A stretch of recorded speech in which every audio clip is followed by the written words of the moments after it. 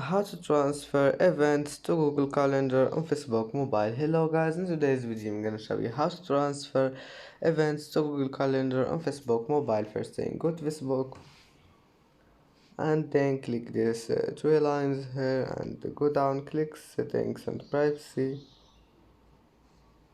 and then settings, and now just click transfer a copy of your information and then next, and go down and select Google Calendar and then just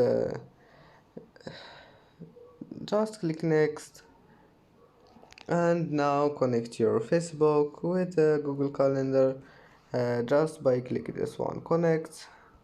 And that's it for today's video. If you like this video, please don't forget like and don't forget to subscribe, and see you in the next video.